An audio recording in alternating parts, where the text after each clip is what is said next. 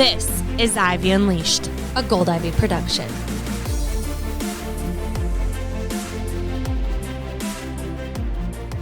You are listening to Ivy Unleashed, and as always, we are so grateful you are here with us today. Yes, thank you for joining us. We are back to school. It is fall.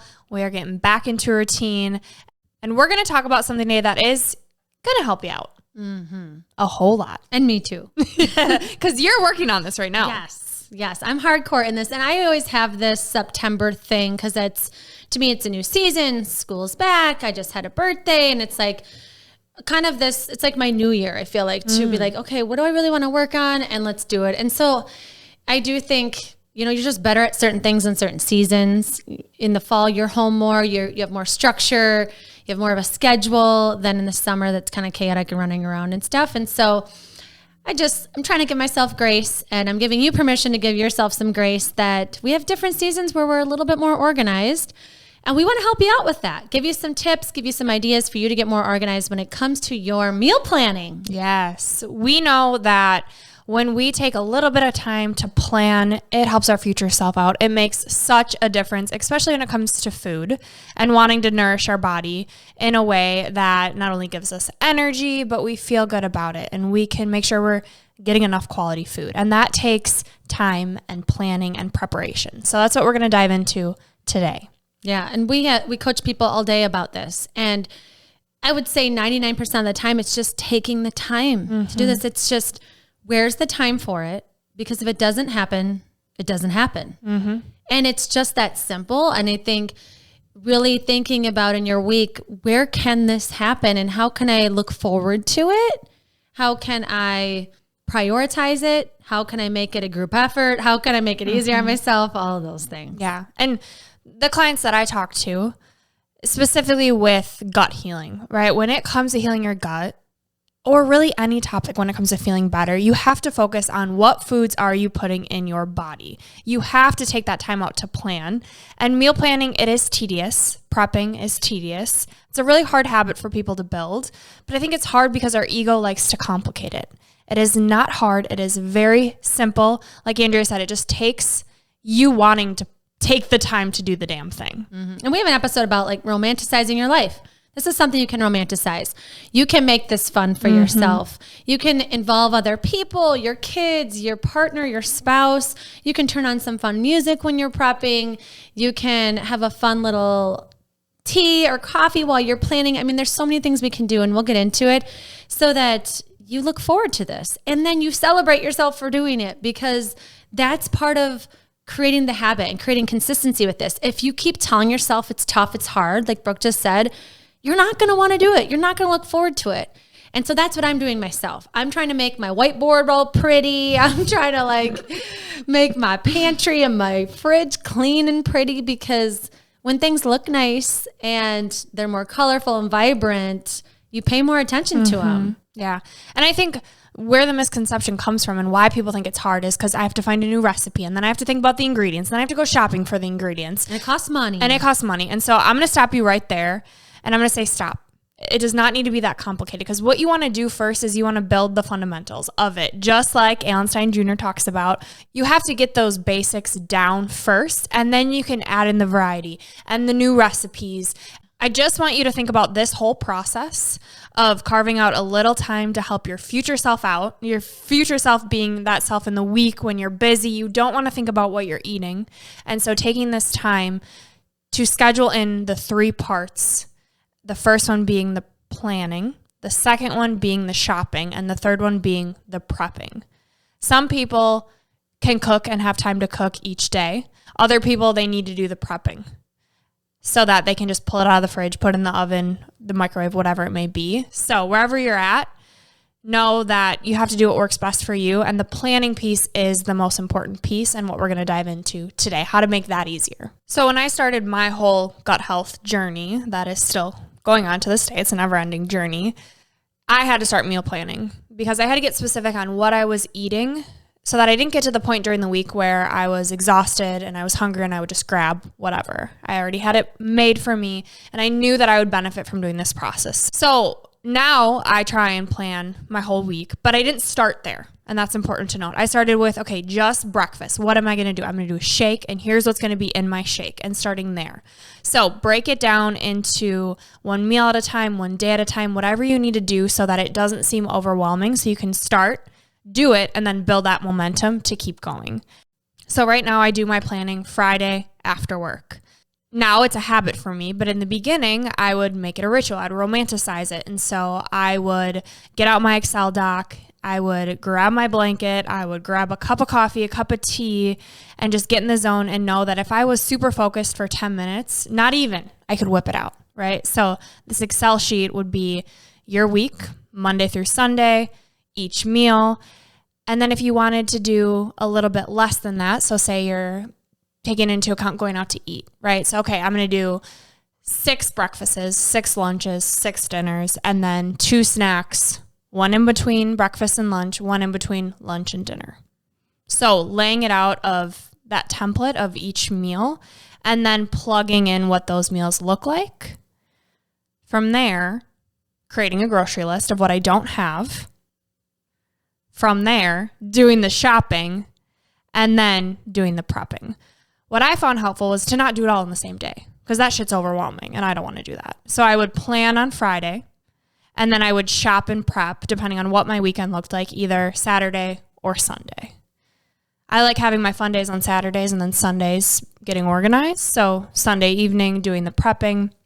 You have to do what works best for you though. So looking at your calendar and actually scheduling these times to do it so that it makes it a reality. It's so funny with you talking about this. It's just like our time blocking template. It's like the brain dump of all that you have to do in the week or all you want to eat in a week.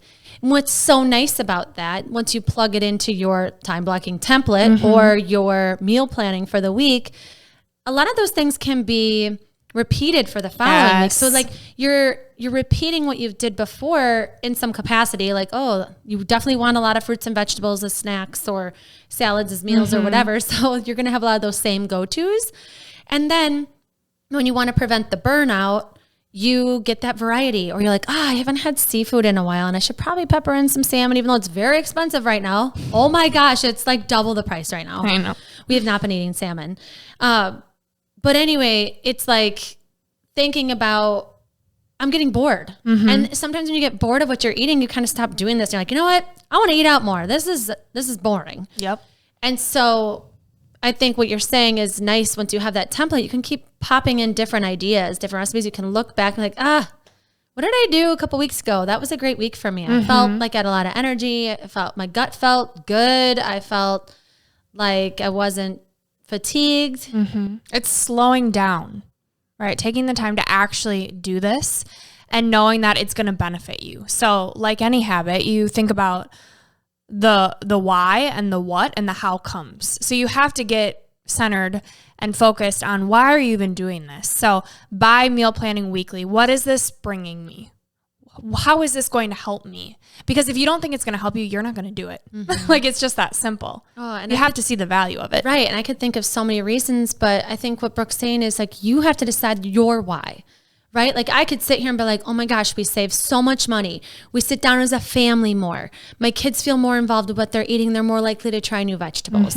I have less anxiety because if my gut's off, then my brain's off. This whole thing I'm just realizing, thank you, Brooke. And it's like, I realize I feel like crap in the summer, digestive wise and mentally, both of them, because I'm not eating as good or drinking as much water, anything. Like I could go on and on and on about all the reasons.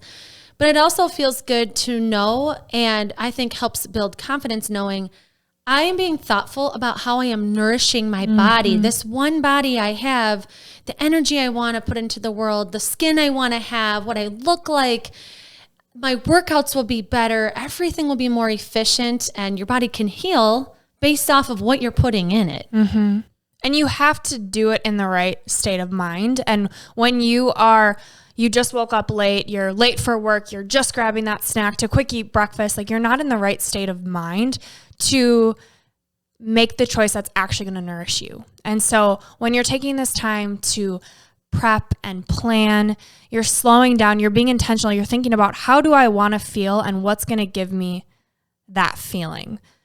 And you also take this time to plan and prep, and time is your most valuable resource. So you're less likely to let the food go to waste because, okay, shit, I just did all this work. I'm going to do it. And it's there. It's as easy as possible to just grab it, put it in the microwave, put it in the stove because you already thought it through. Yeah. And I keep thinking about how this is such a form of self-care because you are taking care of your future self. And then your future self, once you saw, oh my God, I prepped these cute little snack bags of veggies and hummus for myself, you thank your previous self. You're constantly thanking yourself and it feels good. It builds your confidence and self-esteem knowing that you're really trying to work on these habits so that you feel better and taken care of, like you're taking care of yourself. And then if you live with anybody else and that's part of your process, you're taking care of others and the whole thing just feels, it's like an act of service. Yeah. And something that really helped me in my journey was understanding that I'm a lot closer to my future self than I think. So we always think, okay, future me preps and works out and gets ready every day. Like one day I'll do that. And it's like, no. If I was that person I wanted to be, what would I do today? What choice would I make today? I would take the 5 minutes to just sit there and plan out my meals. Plan out a breakfast. Plan out a snack. Like you don't even have to do the grocery shopping or the prepping. Like just do one meal, plan it out this week, and then next week actually follow through and do the prepping. Like add it little by little. And do you like to write it down and have do you have pretty penmanship and you like to write things down? Do you like to just have it in your phone so you have access to it anywhere? Do you want a cool Excel sheet like Britt Williams would geek out over, my husband would geek out over? Like where do you like dumping your thoughts so it's in a place that you can come back to and you can look at those ideas when you're feeling kind of like, what should we do here? Oh, I already put a bunch of ideas here. Let's grab that. Let's look at that so that we can use it this week. Yeah. So I'm curious because you clearly see the value in this, but we know you're struggling with this forever. Yeah. Why do you feel like you're just not doing it? What is that inner conflict in you right now? I think the inner conflict is that I keep saying this isn't like who I am. I'm not a meal planner. I'm not a cook. I'm not a whatever. And the brain's like, you're right. You're not. We're not doing this shit. Right. So I think it's an identity thing. Like, so I'm working on telling myself, this is something I do. This is important to me. I think about it all the time. It's one of those unclosed loops in my brain and it's taking up too much space. I am done sabotaging this. I'm journaling about it. I'm like trying a new way of holding myself accountable. And so I think there's a lot of different ways that I can do this. And what I'm working on is talking to my family about it, telling them the time I think would work well would be after church on Sundays because it's a day that we don't work and we're usually home watching football, coming home to eat lunch. We got to eat anyway. So in the car ride and while we're prepping lunch and eating it together as a family, what a great time. And then if we aren't home and we're driving back home for 4 hours, great time to talk about it in the car. So it's not that we don't have time. And I think for other families or individuals, it's when is that time for you? You got to figure it out. So figured that part out. I have whiteboards all over. I love whiteboards. I love my handwriting. I love writing in pretty markers. So now on my whiteboard, I'm doing Monday through Friday. And what I like about that is it's something to look at and then my kids can look at it and be like, oh, I don't want that, and so we can talk about it more or be like, hey, we talked about this, whatever. And you can plan for leftovers. That helps my family out a lot too. Like with lunches, Justin and I typically just eat leftovers or a salad. Make like a little more than you would for dinner and plan it for your lunches. Yeah. When you're thinking about losing weight or building muscle or your energy, you can pack a firm punch with that dinner. That dinner can become breakfast and lunch the next day. And so I know you were talking about breakfast, which I think is a great idea of starting your day a certain way so that you eat better throughout the day. It's like setting the tone for your day. But for me, I think it's dinner because we're planning that. We'll all be sitting together. We're all going to eat that.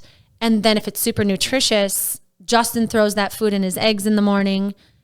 I eat it for lunch the next day. It can go on a salad or, things like that. Yeah. It's not complicated when you think about how can I make this easier on myself? And that's one of my favorite questions to ask myself and have my clients ask themselves is, what about this could I make easier? Could I start with just one meal? Could I make a little more and then have it for leftovers? Could I do grocery pickup, online pickup?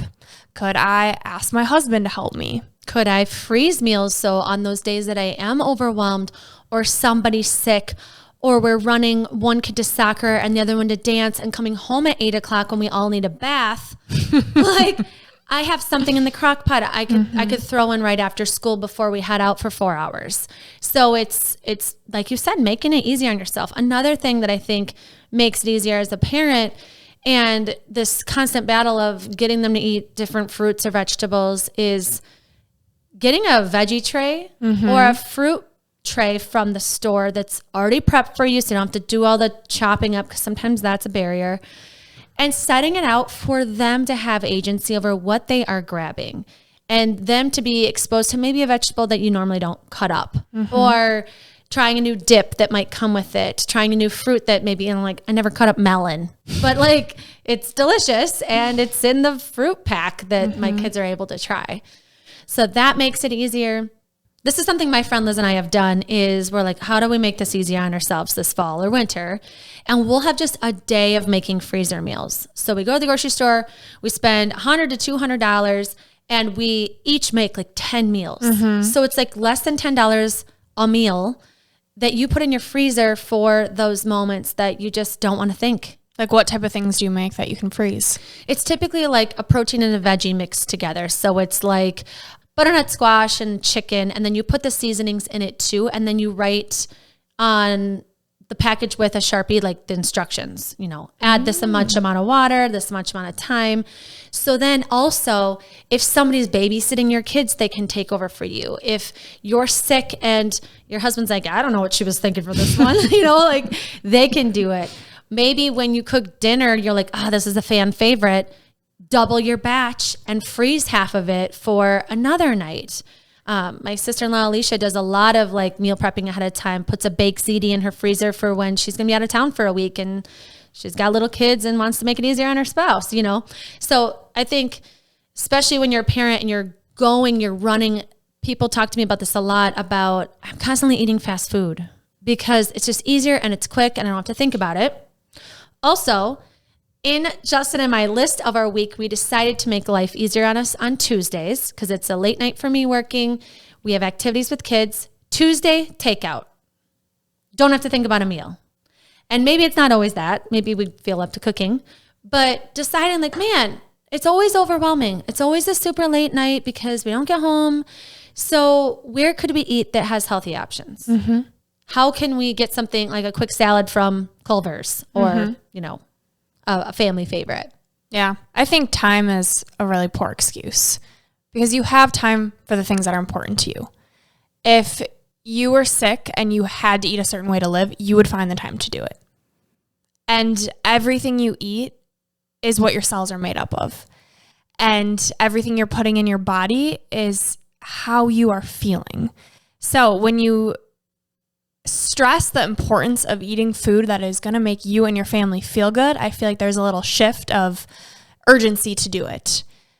And there are ways you can do it that are so much easier than your brain is complicating it and making it to seem. So that's what we hope you get out of this episode is I can make some small shifts, just like any area of my health, and I can start today and do it that is going to help me, and then I'm going to build it.